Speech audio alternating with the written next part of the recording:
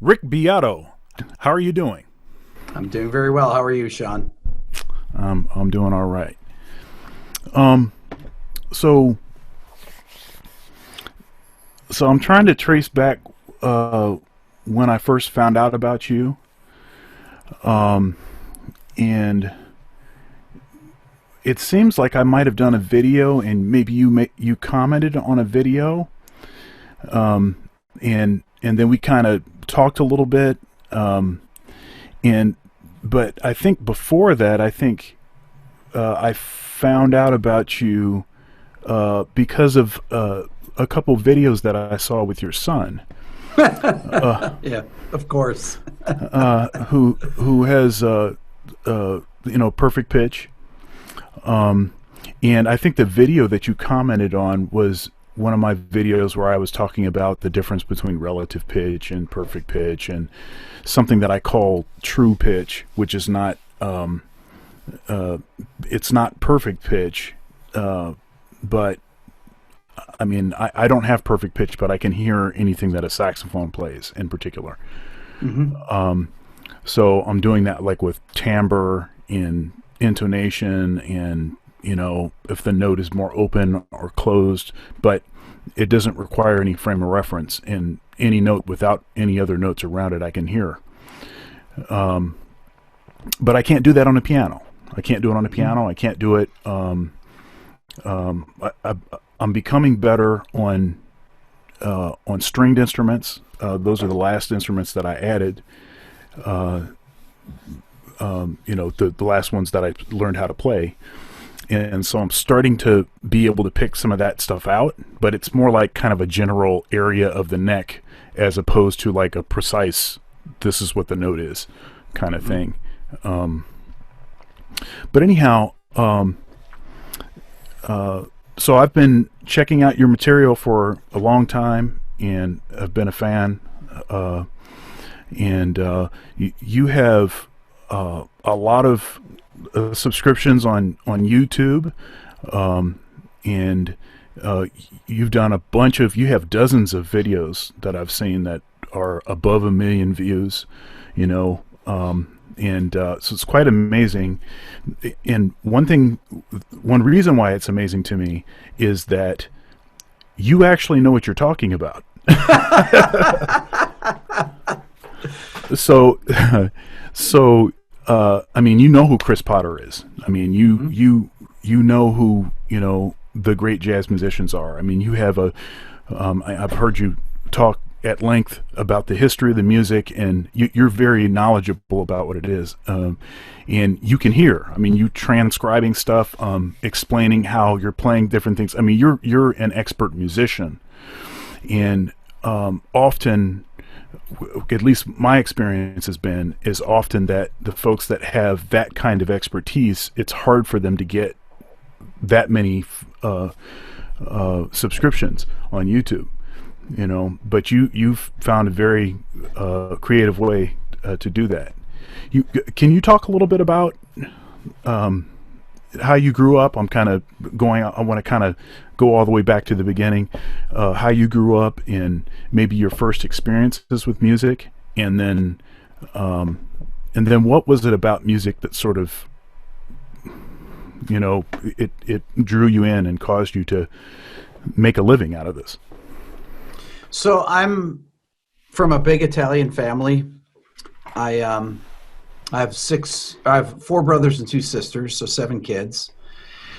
On my mom's side, neither of my parents were musicians, but 2 of my mom's sisters were music teachers. One of her brothers played in Woody Herman's band, was a bass player. And her dad, my grandfather, was a guitar player, not for a living, but he was an excellent guitarist. And so we always had music in the house. Every time we'd go over to my mom's family's house on Sundays, they would play music after dinner all the time. Everybody would play, everybody would sing. So we got used to hearing that all the time. And then my dad was a massively big jazz fan. He wasn't a musician, but he went to New York City in the 40s. He saw all the bebop players play. He saw Charlie Christian play in 1939. I mean, my dad was Wow. My dad was born in 1919. Actually, during the pandemic of 1918, my dad was born, ironically. So he really liked bebop. He loved Oscar Peterson, Art Tatum, Joe Pass. He loved players that could really play, which is really odd for somebody that is not an instrumentalist to like really sophisticated bebop. So I grew up hearing that all the time, and a few of my siblings played in the school band, but none of them really ever took it seriously. But I took an aptitude test in second grade called the Seashore test that my elementary school gave to all the second graders. And the people that scored a perfect score on it. So it was, is this note higher than this? They talked about timbre of instruments, things like that. It wasn't like a perfect pitch test or anything, but the people that scored the highest got to play string instruments. So I started on the cello in third grade, and the next group of people started on wind instruments in fourth grade, so a year later. Everybody that was in my school district, there were 11 full-time music faculty, which is unbelievable. They all had master's degree from either Eastman or University of Indiana. The head of the department, his name was Mo Sherrill, had a doctorate from Eastman. I mean, these guys were amazing musicians. So I studied cello until sixth grade, and I switched to the bass in seventh grade. And my undergrad degree is in classical bass, but I started playing guitar when I was 13, and I did my master's in jazz guitar from New England Conservatory. And then I taught jazz studies for 5 years. I taught jazz history. I taught improvisation. I conducted a big band. I mean, that's why I know about jazz, because I lived and breathed jazz from the time I was, a teenager. Right. So that's my music history there. So, okay, so you were around the music from very young. What is it about music that is so compelling to you? What about it draws you in? That's a great question. I can listen to the same things that I've listened to for 40, 50 years, and I always have the same feeling. I never get sick of things that I like the sound of. Never. I always find new things to enjoy, or I just get the same reaction. I listen to songs from the 60s. I listen to songs from the 50s, and I just always get the same reaction from it. It's just when I hear Elvin Jones play on Passion Dance, McCoy Tyner tune, with Ron Carter and Joe Henderson, and they get into McCoy's solo about 2 minutes into his solo, and the rhythm section is just smoking. It just blows me away. When I hear, the song Angie by the Rolling Stones, that's one of my favorite ballads of all time. And when I first heard it in 1971 or whenever it came out, I loved it then, and I still have the same feelings of it. So nothing ever changes. If I listen to, a modern classical piece or whatever, anything that I hear that I like the sound of, that feeling always stays with me of the first time I heard it. Now you've been quite involved in producing music. How did that start? And I was watching one of your videos where you were saying that you've written or produced like hundreds and hundreds of songs. I'm interested in that. I've actually produced hundreds of records of songs. So I've probably done, 700 records, something like that. So I produced thousands and thousands of songs. So I started producing in 95. I had a friend ask me to come over and work at his studio. There, he had a band. They were working with ADATs on a song. He said, could you come over and help us with this song? Help us with the melody. And I said, sure. So I stopped over, and I wasn't playing in a band or anything. I just moved to Atlanta about a year before. So I'm sitting there, and they're playing this verse of a song. And I said, the melody would be a lot better if you did this. And I sang it for him. I took the lyrics and I sang them in different melodies. Oh, that's way better. And then we get to the chorus. I said, well, this chorus would be better if you sang this. And if it had the And if I had this harmony, it'd be even better than that. So then they called me up the next day and said, you want to produce the rest of the record? And I said, yeah, sure.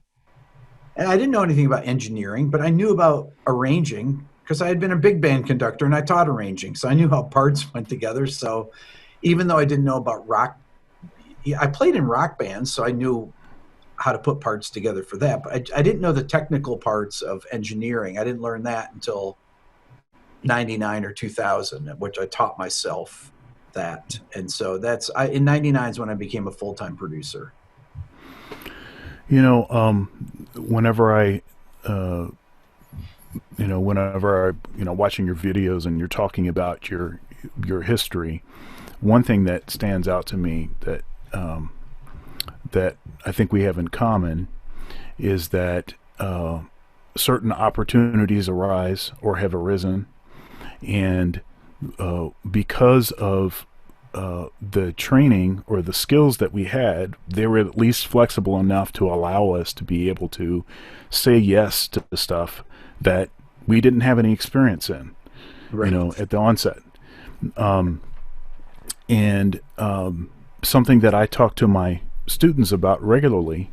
Matter of fact, on my YouTube channel, there's it was a forum in a presentation that I called "The Power of Yes: Developing Skills for a Career in the Music Industry," and most of the way that these skills after school, the way that the skills are developed, is by saying yes to stuff that that you don't know how to do. Can you talk a little bit about your willingness to say yes to things that you may not have had experience in, and how that has, impacted, your career? When I first started producing, I'd have groups come in that would call me up. They wanted me to produce them. They said, these are the bands that we're into. And some of them I'd never heard of any of the bands, right? So like, what is this kind of music? Be some obscure, pop punk music or something. Then the next week it'd be some death metal band. And then it'd be some singer-songwriter thing. And they'd all have these weird things obscure things that they were into that they wanted me to listen to, that they wanted their records to sound like. So I'd constantly be hearing things that were, it'd always be something off the beaten track too. It wouldn't be, things that were on the radio. They'd be some weird offshoots, but some indie things, and they want their records to sound like that. Always these strange influences. So I developed a really wide vocabulary of different musical styles. And it fascinated me. I'm always interested in what makes songs great, and on down to the molecular level. I'm so interested in that, and seeing what people find interesting about them. What do these kids like about these songs? So that was kind of one of the reasons that I developed a wide range and a knowledge in a wide range of music. Yeah. So you mentioned that you sort of unintentionally plugged a series of videos that you have. Can you talk about? Can you talk a little bit about that series of videos, and why did you start making those videos? Like what drew you? Why was that an idea that you wanted to pursue? So about 15 years ago or so, a guy gave me about a couple thousand songs. Somebody that I didn't know. I couldn't even tell you the person's name right now, and I'm not being coy about that. Mm-hmm. Traded them for a couple drum samples, to be honest with you. And I didn't realize how many songs were on this hard drive. So every once in a while, when I was doing a session, I would pull out something and I'd open it up, and I'd open up the tracks and oh, I've got this song. Oh, I've got this song. And I played them for the bands I was producing, and they loved it. They found it so fascinating to hear all these isolated tracks of famous songs. And one night, I have a second YouTube channel that I never tell anybody about, and it's just called Rick Beato Live. And I used to go on about 5 nights a week at 10 o'clock. I don't really do it much anymore. I still go on. I go on once a month or so. And I never put any tags in. I don't put anything in the description. So I have 30,000 subscribers on that channel. But I've never mentioned it ever on my main. I mentioned it once on my main channel 3 years ago. I started that. I started as a way to kind of test out ideas to a group of people, and then I don't promote it. So one night I was on there and I said, "Oh, check this out. I'll play you some multi-tracks." And my intern Rhett that got me to start my YouTube channel, he was listening that night, and he said the next day he came over to the studio, we had lunch. He said, "Man, that was amazing when you played all those multi-tracks and we're talking about those parts. You should do videos on those." So we're eating lunch, and I said, "Yeah, maybe that'd be cool. I'll call it What Makes This Song Great." He said, "Oh, great title." So I went back and made the first episode. Now I've done 88 of them, 89, something like that, 88.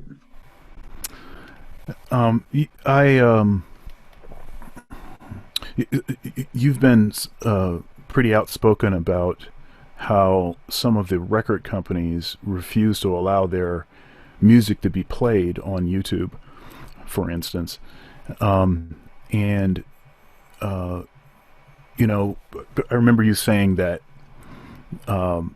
these, you know, this is sort of a death knell for this music. You didn't use those words exactly, but young people don't know about this music. You know, they're listening to whatever they're listening to. They don't know about this music. And Yep. so, in particular, you mentioned, you had interviewed Chris Potter. Yes. And the label that he was on at the ECM. time, wouldn't allow the music to be played. Still don't. Yeah. So, can you talk? I mean, I don't mean to like totally rehash that thing or anything, but do you? Can you talk a little bit about that? Yeah. Oh, yeah. I like talking about that because the absurdity of it. So Chris had done 3 records for ECM. He's done records for a lot of different labels and been on many other people's labels. And Chris is one of my favorite musicians. He's just a brilliant player. So I knew that ECM Records would block everything because I'd had videos. I had a Keith Jarrett. I had a video early in my channel that I had this part of a Keith Jarrett improv that was 33 minutes into one of his solo improvs. There's an hour and 4-minute improv from a 73 concert, Bremen and Lausanne concert. And I used a 2-minute clip that the algorithm found somehow after the video had been up for a month, and it blocked the video. And then I did another thing on Keith Jarrett, and they blocked the video. Mm-hmm. And ECM, and I found out, I talked to some people, ECM blocks everything. So I tried it in another live stream, tried playing ECM, another clip from Pat Metheny or somebody, I can't remember, Jan Garbarek, somebody else. So I figured out the ECM blocked everything. So when I interviewed Chris, I thought, okay, if I play anything from ECM, and his last 3 records are on that, to give people a taste of what Chris's original music is, the video will get blocked. So I didn't have any music in there. Now, what is the point of doing an interview with Chris Potter where you can't play any of his music, especially this current records? He doesn't want me to play something from 10 years ago. He wants me to play something from his current record. And I explained to him that I couldn't do it. And it was really disappointing. But today, I got an email from a friend of mine that might be the potential of ECM letting me use some music in some videos. Maybe. Oh, okay. I mean, just today, just out of the blue, Sean, it happened today. So yeah, we'll see. That it was a pretty recent video where you were talking about that. Yes, just last week.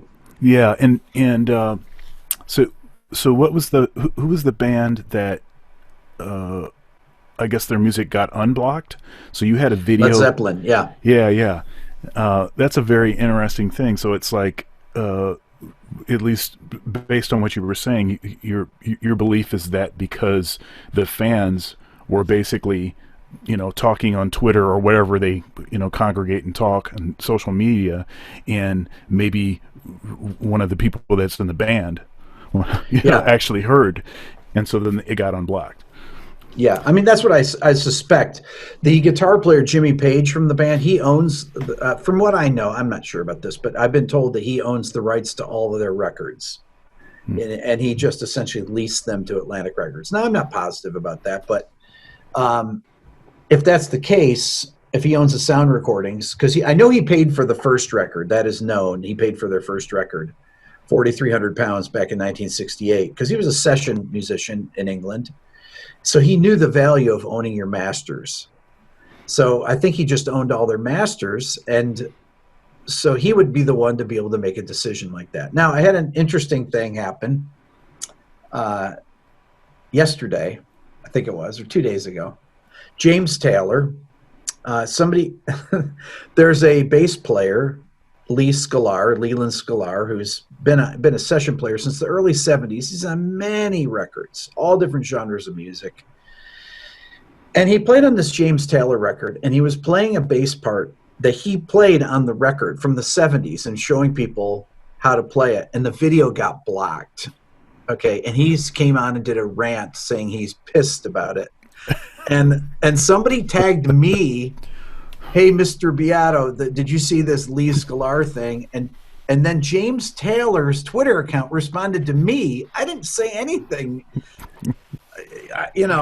responded to me when I hadn't even made a response to it. So James Taylor said, "Well, some artists don't allow their music to be, it's the label that's doing this and everything." I said, "Well, you're the artist. Why can't you unblock your own music?" And he said, "Well, some artists don't own their own music." And then somebody below that had said that his catalog got sold to a hedge fund or something like that, which, I mean, that's entirely conceivable. Mm-hmm. And, they paid him a lump sum for it. I mean, I don't know that this is true or not, but that's a very conceivable thing. And in the music business, that sounds like something that would happen. He wouldn't have control over it. So, so that's, Can you talk a little bit about your academic career? As a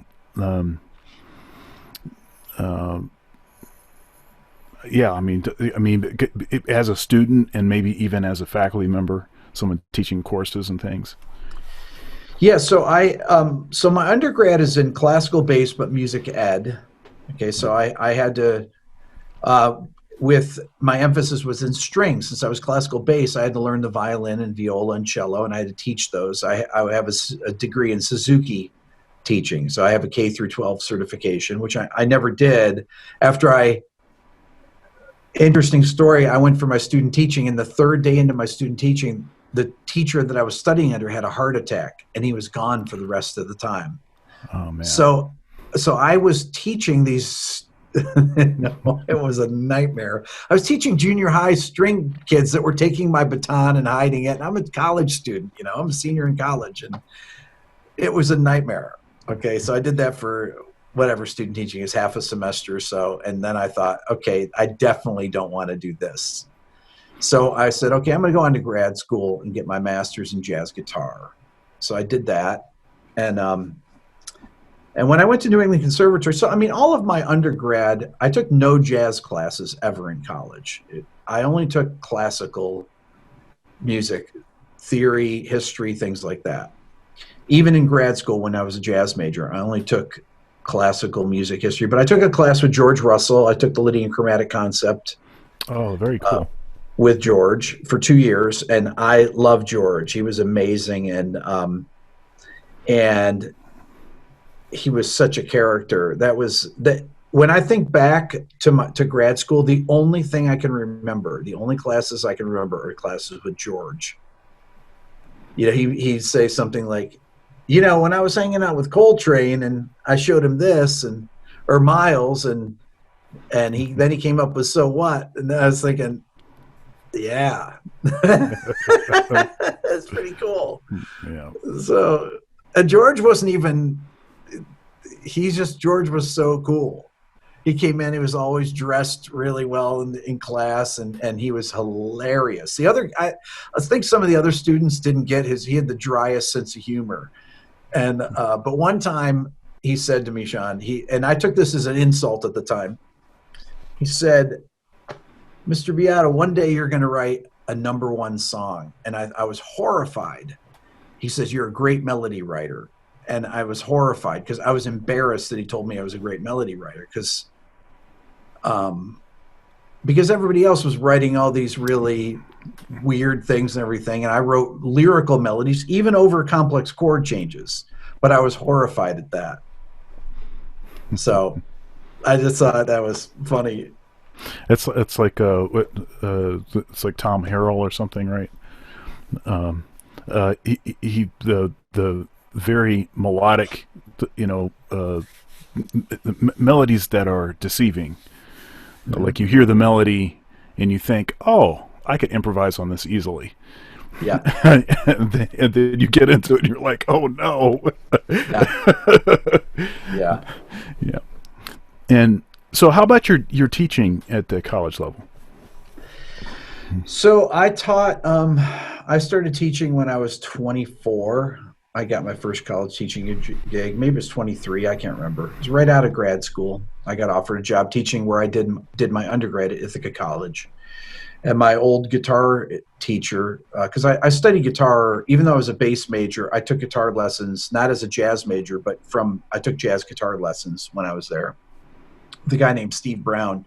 And even though I didn't take one class, I never took arranging, I didn't take jazz history or anything, he took me on as a jazz studies professor because I had my master's in jazz studies, and even though I never took jazz history, I could teach jazz history, and I didn't take jazz arranging. I knew about arranging because I assisted the big band director at NEC. So when I was so I taught from 87 to 92, and it's funny, speaking of Chris Potter, this is an interesting story. I had one of my best friends had me sub for him for a semester because he had got a gig. His name's Aiden Essen. Aiden's the greatest musician that I've ever known. Okay, so Aiden had me teach his advanced harmony class at the New School, and I went down on Mondays for one semester, and it was a 3-hour class. It was in '88 in the spring semester. And when I interviewed Chris Potter, after I turned the camera off, Chris and I were talking, and I said, when did you go to the New School? He said, '88 in the fall. I said, I taught for Aiden Essen. I taught that class. Did you take that seminar? He goes, oh my God, that was the hardest class. Brad Meldau was in it. I was in it. I forget who else he said. Other famous jazz musicians were in this class. And he said Aiden terrified them. He would play them things. It was advanced harmony, and he would do ear training stuff. And he said, I can't believe you can't get these things. I would play these crazy, voicings with all these inner note things. And even the guys with perfect pitch like Brad Meldau was, it's just, Aiden is just a genius. So anyways, so I taught at the New School there that one semester, and that was cool. Jimmy Cobb was teaching there at the time, and it was, the 80s teaching jazz studies was really, I'm so glad I had the opportunity to do that. It was really a special time, and something that when I started my channel, I wanted to kind of bring back. I wanted to re-immerse myself in that and try and give that back to people on my channel. Something I really appreciate about your work is, you can't sort of spread the good news, of jazz unless you have a base of people that are listening to you, and so you have all of these followers, you have people that are following you, and you're telling them the truth. I so appreciate that, because that's not that's very uncommon. It's not, the thing is, it's like, you know, it's almost like what happens is like when people get beyond a certain number of subscribers or followers and like this, then it's like, well, I got to make sure I keep these. So I got to keep, man, I got to dumb this down. I got to, you know, I got to reduce this stuff down so that anybody can get it, you know, because I'm trying to get to, you know, 20 million or whatever their goal is, you know. And, but, you know, every video, and I've watched a ton of your videos, even if the video is about a rock song, the kind of detail that you get into and the obvious theoretical, you know, mastery that you have, I mean, it really comes through. And I think, I mean, you're teaching a lot of really, you know, important, you know, fundamentals just about music, you know, by doing that. And it's so obvious that you so enjoy what it is that you're doing.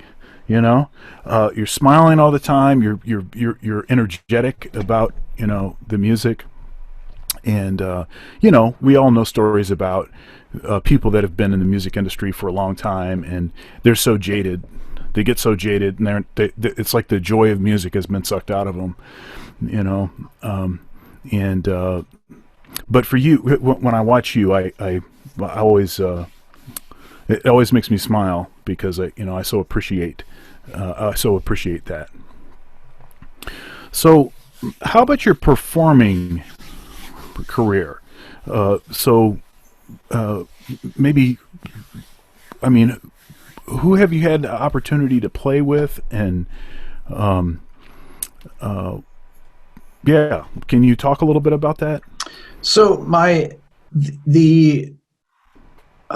when I was in college, I used to play gigs all the time, yeah, with all different types of groups, which I continued through grad school. And then when I was a professor in Ithaca, I would play 5 nights a week. And we would also have musicians, jazz players, come to Ithaca and do, they do master classes. And then I would typically play a gig with Steve, the other guitar teacher. We would play, and sometimes Steve would play drums or play bass. And I got to play with a lot of really great musicians. And, you know, some people that I've kept in touch with, like Vinnie Colaiuta, who's been a friend of mine since the mid-'80s. We played together in Boston a few times in the mid-'80s, and we've been friends ever since then. And but starting in, I played my last jazz gig in 1991, and then I started playing in rock bands after that, and I didn't play a lot. I mean, I've toured around the country a couple times, but my performing career really stopped around 1999. That was it.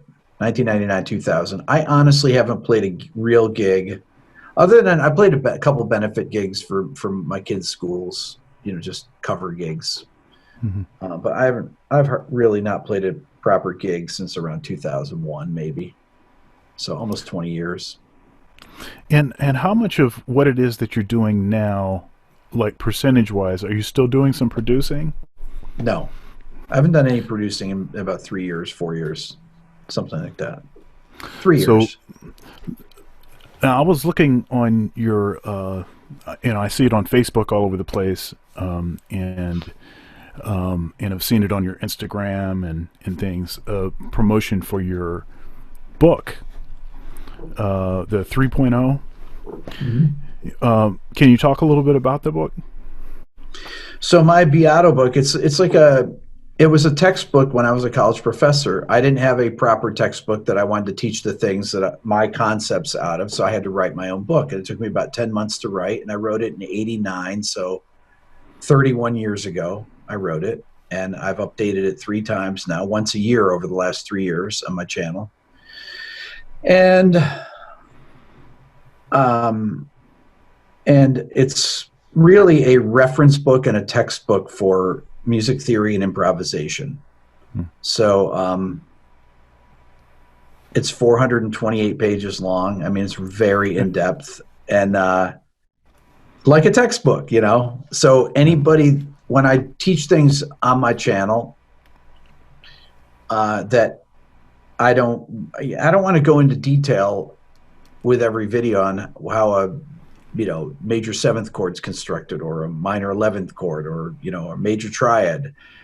They can go and refer to my book for the people that own it. And same thing. Why I've created I have an ear training course that I released in November. It's not half of it's done. We started selling it because the first half is really the main parts of ear training. The second half is extremely sophisticated ear training. So that I'm in the process of finishing with my my partner Aaron, who's did all the programming on it, and has helped me with it for the last really 2 years. We've been working on it. But my Beato book is, like I said, I've updated it the last couple of years, including things that I've talked about in my channel that wasn't necessarily in the book. But pretty much a lot of things I've talked about on my channel are things that I taught 30 years ago. And you have you're speaking about ear training, that Neural. Am I saying that right? Yeah, Neural, yeah. The app. Can you talk a little bit about that, and like what was the thought behind that? Like what, if I don't know, maybe some history on developing that.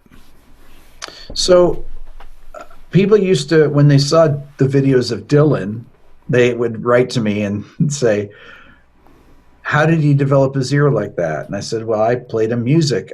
I mean, I never played a chord for Dylan and said, this is C major, Dylan, this is this. I never told Dylan a note or anything. I just played music with him, played with him when he was a baby, until he was 2, until our daughter Lennon was born. And but people would ask me, what did you do? I said, I just played music for him. What music?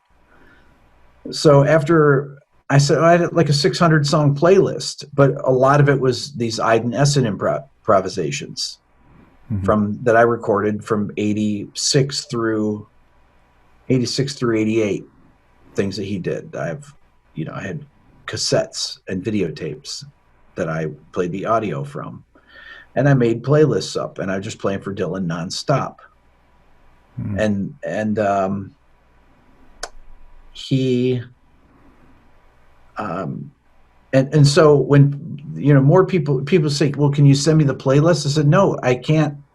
No, it's hundreds of songs. I mean, it's like, so I had the idea of, well, maybe I could put it out as an app, and talked to a friend of mine that said he would help out with it. And basically it's exactly what it is. It's the playlist that I played for Dylan. I made them in iTunes, and then they're available through the app. Now, as far as people doing it and playing it for their kids, there are a few people that have done this, a handful of people that actually did it, and their kids have perfect pitch. I mean, it's unbelievable. And but most of the people, I think, because the music is really sophisticated, and you're the parent, you have to interact with the kids, so you have to listen to it. And people just don't want to listen to really sophisticated music that's really sophisticated harmonically and rhythmically. They just don't. Right. So that's the downside of it, and that kind of depresses me a little bit. But so is it your belief that anyone can develop perfect pitch so long as they're exposed to certain material by a certain age? Yeah, usually in the first 2 years of life, yeah. Babies have this window of learning up until about 9 or 10 months. That starts to close around 9 months of life, where they can hear all the syllables of all the languages spoken on Earth. They have all these algorithms programmed in their brain, these neural connections, that their brain is wired to learn language, but it's also wired to identify sound and pitch, because which is interesting, because people that speak tonal languages like Mandarin or Vietnamese have a 30% higher incidence of perfect pitch, because the tones are important to the language. So I extrapolated, I thought, why did Dylan have perfect pitch? I have 18 nieces and nephews, and none of them have perfect pitch. I don't have perfect pitch. None of my 7 siblings, 6 siblings have perfect pitch. Why him? Well, it has to be what I played him. That's the only answer. Mm. So that was so I believe that in that early, the baby's brains, that all babies can develop this if they have the right amount of stimulus, of listening to the right music, and the parents interacting with them, not just sitting them in front of a TV or playing stuff. You have to interact with them. Right. So what is it? The tablet. What is it? The tablet takes care of the kids now. Yeah. No, you have to. Part of learning a language is engaging the social brain of the baby. So you have. That's why when you talk to them or you speak in a high voice or things like that, it's to engage it's called the social brain, and it helps them with learning. They start when you engage the social brain by interacting and looking at them. They start looking at your mouth, and they start taking statistical analysis of the sounds that they're hearing, the phonemes, the phonetic units that make up words. But if you don't engage their social brain, it just passes through, washes over them. Interesting. Yeah, I eventually I want to do a forum or a panel discussion with the central topic being perfect pitch. And I want to have a sort of split panel where half of the panelists have perfect pitch and the other half do not. And I want to bring some experts in to discuss this. It's been something I've wanted to do for a while. And I think that was part of the reason why why I found your material, because of these videos with your son, because I was doing certain search terms and some things came up. And I was saying this before, I don't have perfect pitch. I think that there's a lot that we don't understand about the advantage even or the disadvantage of having perfect pitch. Like I have buddies that have perfect pitch, and if you detune a piano or if you do certain things, that it can really like mess with them. Because there's this hard wiring of this is where the notes are supposed to be. And then also one thing I've often asked some of my buddies with perfect pitch is, as far as developing some of the so because I don't have perfect pitch, I've had to work out certain ways to figure things out, right? And I've noticed that some of my friends that have perfect pitch, they never had to work those things out. And so in a manner of speaking, it's somewhat of a handicap because there's some holes there. And especially if you're talking about teaching, like if I have perfect pitch and I'm trying to teach other people how to hear things, if I never had to go through certain process, then it's not likely that I'll be able to impart that information. But I do have one of my friends that has perfect pitch. He actually has developed the other stuff also, which is unusual. But it's a really fascinating topic. So Rick, I wanted to ask you about practicing. So it's obvious you have had several different kinds of things happen professionally, different pursuits, different sort of avenues that you've gone down. And I know for myself, practicing, I can't practice as much now, nor would I practice the same things now as I did when I was in college, and often I think what happens is when someone is responding to the "what do you practice?" question, what they will do is they'll sort of, well, wait a minute, what sorts of things should I tell somebody that to practice, as opposed to maybe what I actually practice.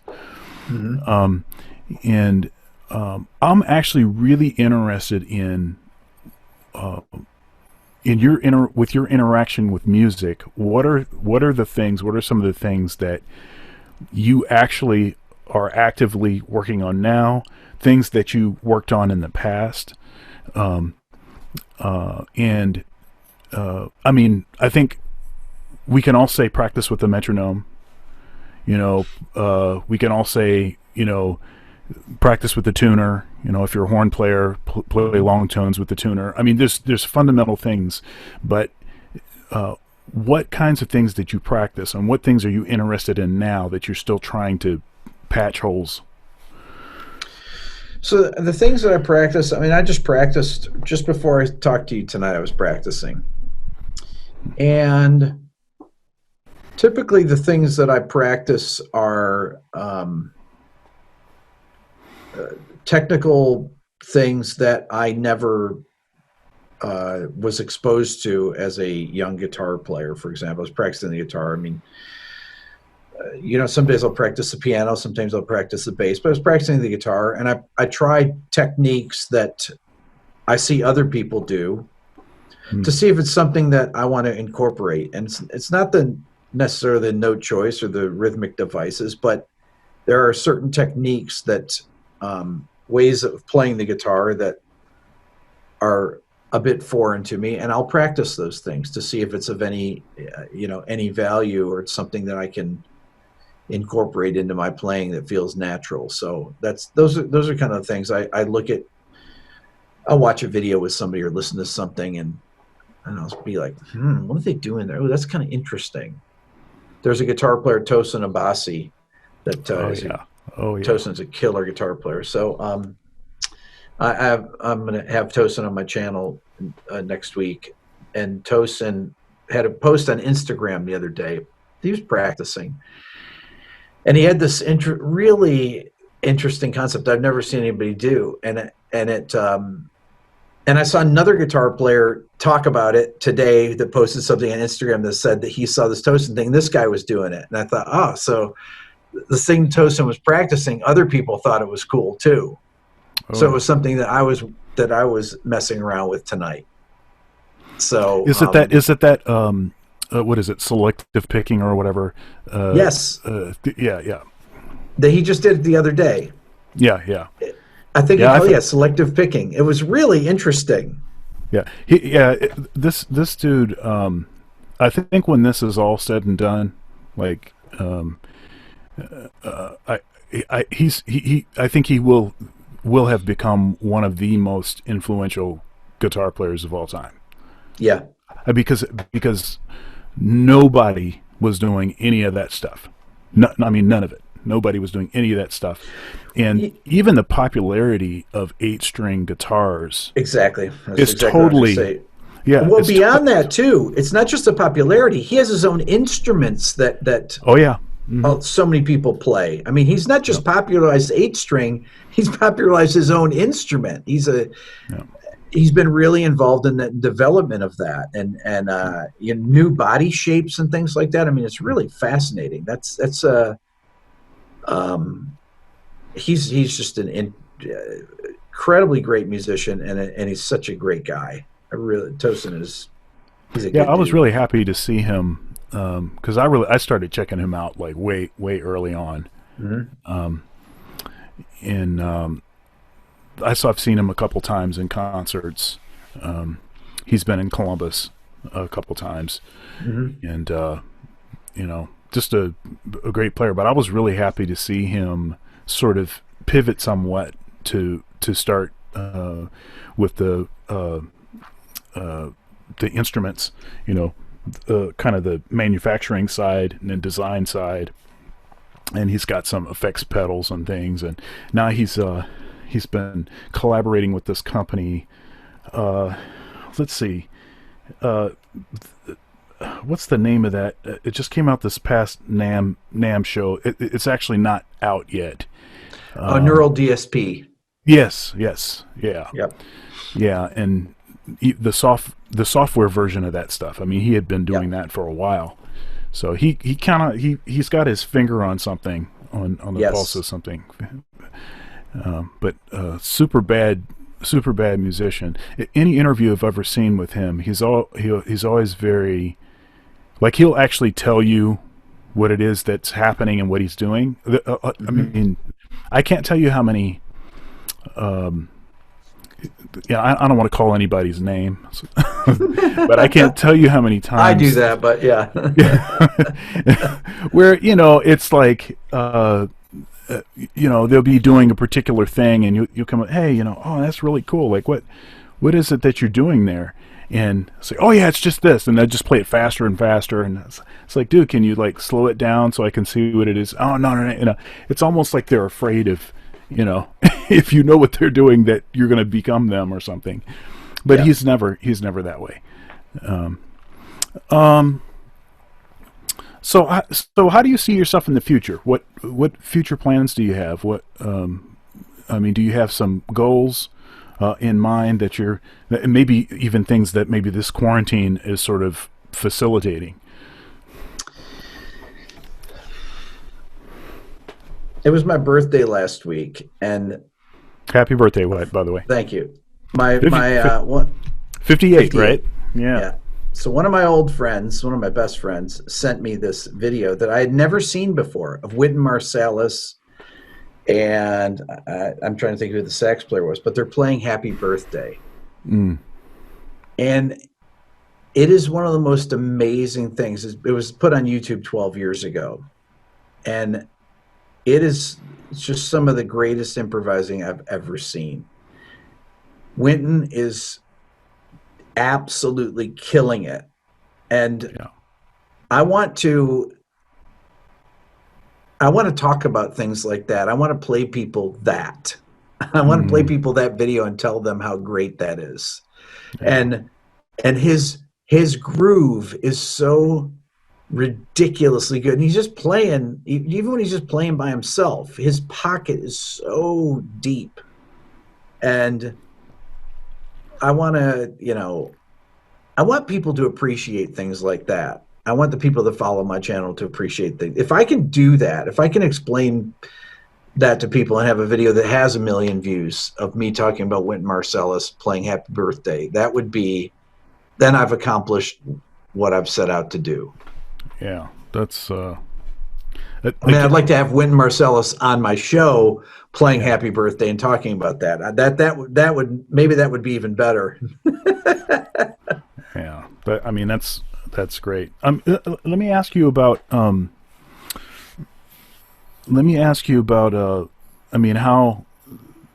has this quarantine sort of impacted the stuff that you're doing, your sort of day in, day out stuff, and then maybe even like maybe projects or other things that maybe you had scheduled? Has it been impactful? Yes and no. I mean, I have a lot of my friends come and play on videos, come to the studio here and play, so we can't do that. That's a drag.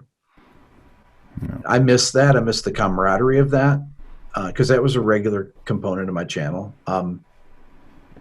My kids are home, and they have another couple weeks left of school. And my 7-year-old, she needs to be, just because it's online classrooms are not really conducive to really young kids, because there's a lot of stuff that's online that you have to be able to navigate through websites, Google Classroom and things like that. So I have to help her out, keep an eye on her. My other two kids, my 10-year-old and my 12-year-old are it's easier for them. So that's, my wife works full time. So in addition to making videos, I have to kind of, make lunch for them, make dinner for them, things like that. I have a 6-year-old. I have a 6-year-old, and he's in kindergarten, and we're doing. Oh, so you know exactly what's going on. Homeschooling. Yeah. Now we don't have to interface with like Google Classroom or anything like that. It's just, but it's like we get like every 2 weeks, it's like this big packet of stuff. We go up to the school to pick it up, and so I know a little bit about that. Yeah, it's so that part of it is challenging, and so, and my wife works in a lab. She runs a lab that they they're testing for the coronavirus. That's what they do, and it's hectic. It's hectic. That's a stressful thing these days. So so that other than that, I work on videos all the time, so nothing has really changed in that way. I mean, I had interviews planned. Just before this, I was going to interview Ron Carter in New York. I'm going to interview Ron via Zoom, though. Hopefully, sometime in the next couple days, which is a real, is there really anybody that I could interview? I mean, other than Herbie and Chick and Keith Jarrett, Ron Carter, who's greater than Ron Carter? Right. I mean, so anyway, that's kind of a big interview there, right? So that's something but I wanted to interview Ron in person, so I can't do that. So the things that I had scheduled, I had some really great interviews I was going to do in person that I cannot do. And so that's been impacted, but we'll make do. Speaking of great bass players, something that we have in common is that we've both done interviews with Victor Wooten. One of the most amazing human beings in the world, period. Yeah, I've known Victor since, let's see here, it must have been about 2001, something, we're in there, 2001, 2002. And I'm on a couple of his projects, Soul Circus and Palmistry. On the Palmistry record, I'm on a track called Sofu, and opposite of me is Mike Stern. So we're both playing on the same thing, but to this day I still have never met Mike Stern. But we played together, and the way we did it was he had Victor had Mike come to the studio and improvise without hearing me, and then I did the same thing, and I improvised without hearing him. And he said that it was like a miracle or something, because we were both playing in each other's gaps. And then how creative and freakishly creative Victor Wooten is. So what he does is he learns some of the lines that I played and some of the lines that Stern played, and so then it sounds like the melody, because we're all playing it, Victor is so good, man. It's one thing to be as good as Victor is, just an absolute genius, but also one of the greatest human beings you'll ever meet. Absolutely. What do you say? I don't know anybody like Victor. Really, he is honestly just one of the greatest human beings I've ever met in my life. One thing that,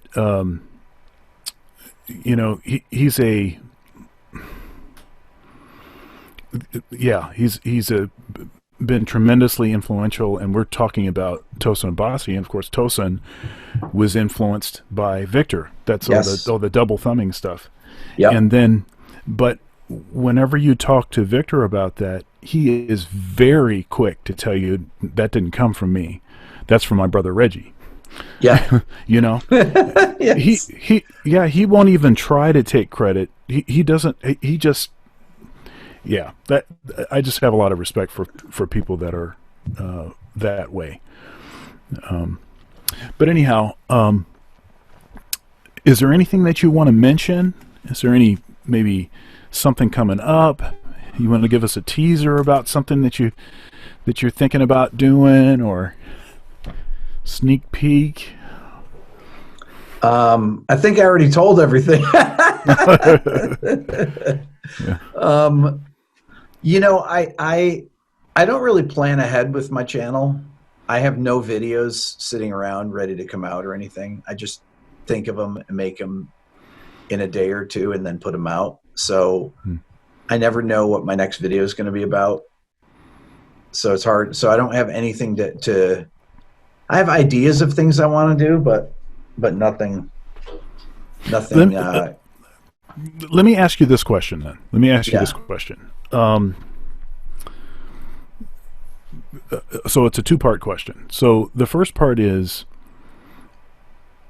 was there a pivotal moment in your life, and maybe there were more than one, that either sort of steered you straight towards music or a particular aspect of music, something that somebody did for you, an artist that you collaborated with, just a concert you went to that just changed things?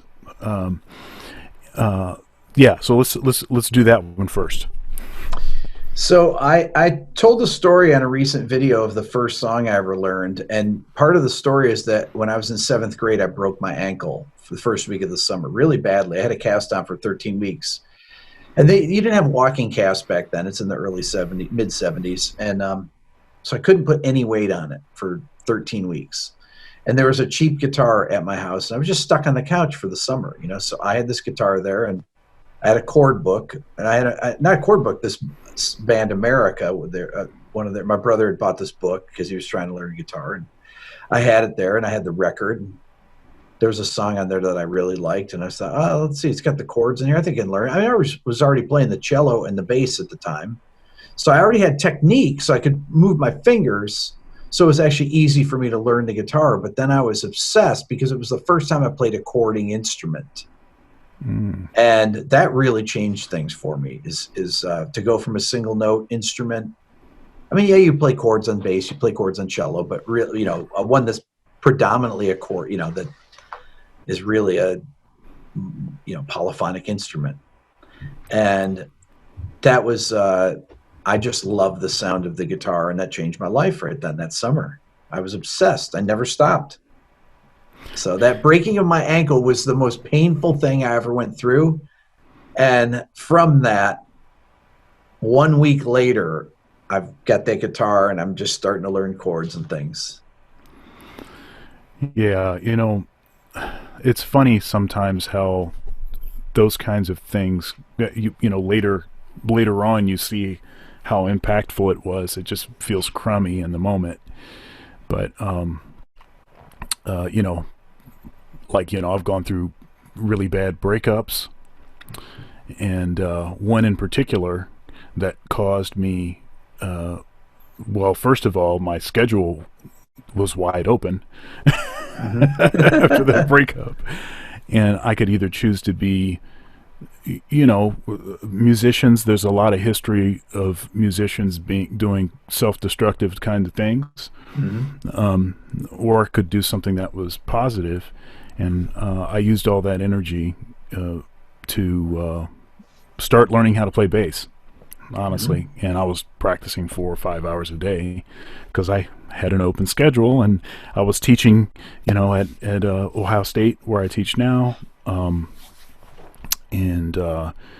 it was like during the summer, you know, or at the beginning of the summer that this thing happened, and so I had the whole summer to spend all this time practicing. So that's here's my last question for you. What is your favorite guitar of the guitars that you own? Because I've seen a number of them, which I'm jealous of a few of them, I have to say. What is your favorite guitar? I have a Gibson acoustic guitar. It's a 1957 that I've owned for 21 years, and that's my favorite. That's really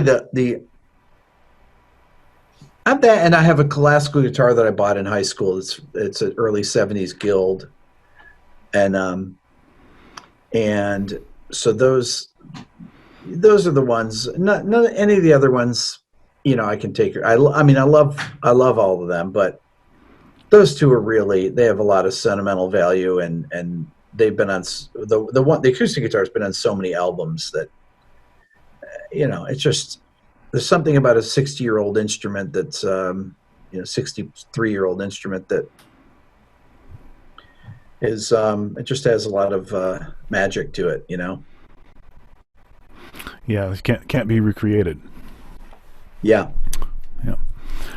All right, man. Well, thank you so much for your Very time, welcome. and I pray for you, your family, for safety and getting through this, and Same here. I so appreciate you. I mean, I contacted you, and you got right back to me, and we got it scheduled, and I've enjoyed every moment of this interview. I think there's been a lot of great information, and I'm going to link your website in the description to the video so people can find you quickly, and that's all I have to say. God bless Awesome. you. Thank you, man. You too. Thank you. I appreciate it. You have a good one. You too.